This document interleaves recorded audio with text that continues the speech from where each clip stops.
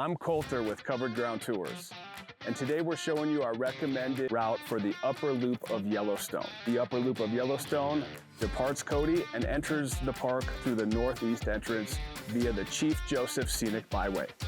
We hope you enjoy it.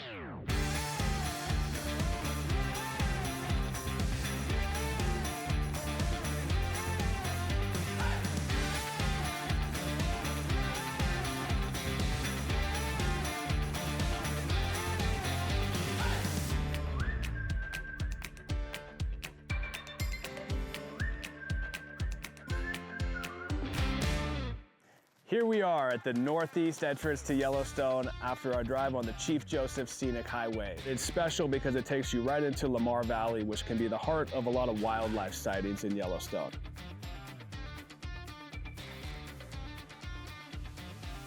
Right now we're at Slough Creek in Lamar Valley of Yellowstone National Park.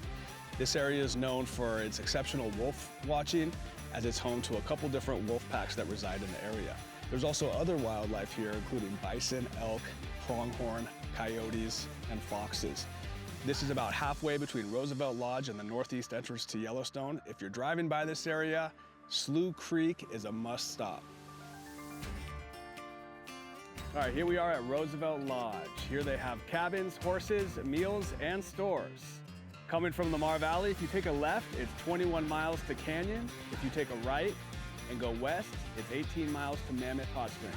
Both drives take approximately 30 minutes. Right now we're at Tower Fall, a 132-foot waterfall named after the tower-like rock formations at its break. Tower Fall is a great stop when you're on your way to Canyon from Roosevelt Lodge. It has a general store, a good place to eat, and a great place to get out and stretch your legs.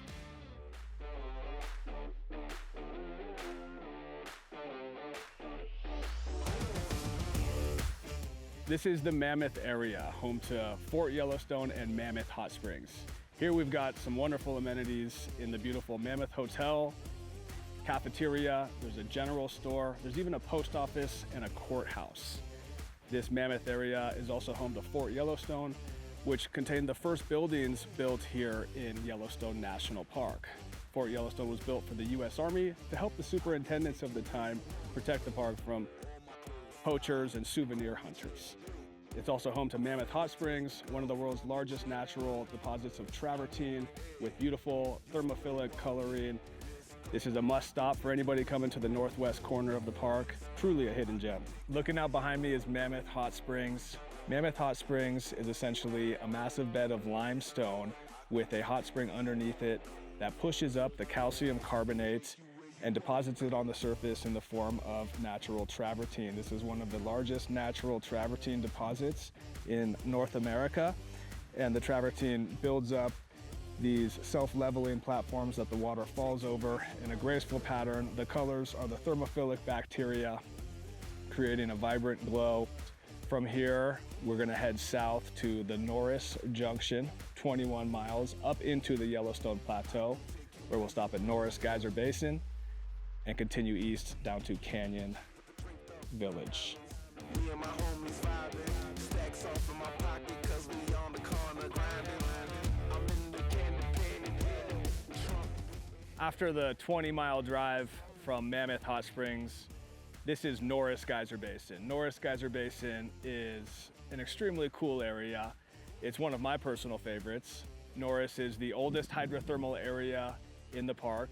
It's also where they measured the hottest temperatures in Yellowstone, both on surface and subsurface. It's the most acidic part of Yellowstone, and it's also home to the world's largest geyser, Steamboat Geyser, that erupts 350 feet. As you can see behind me, we've got geysers, pools, colors from the bacteria. This is a great geyser basin and not a stop to miss on our upper loop tour. From here, we're gonna go 12 miles to the Grand Canyon of the Yellowstone, and then go south to Fishing Bridge and back to Cody, where we'll be home for the evening.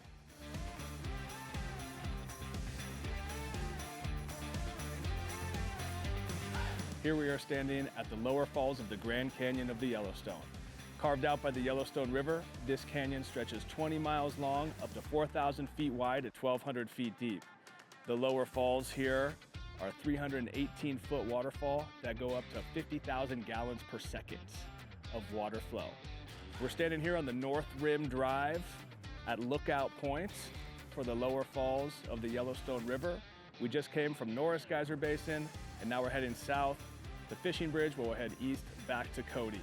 The Grand Canyon of the Yellowstone is always a crowd favorite and many people's favorite stop in Yellowstone. Whether you go to the North Rim or the South Rim at Artist Point, you're bound to get fantastic views of the canyon, the colors, and the Yellowstone River.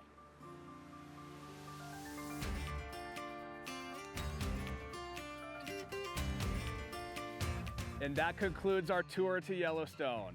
We hope this video helped you gain some insight on what Yellowstone has to offer.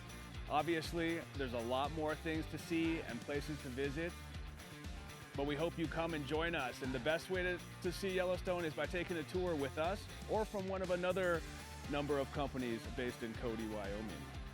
If you have any more questions on specifics or need any more clarification, please visit us at CoveredGroundTours.com. We hope to see you soon, and come out to Cody, Wyoming and see the wild side.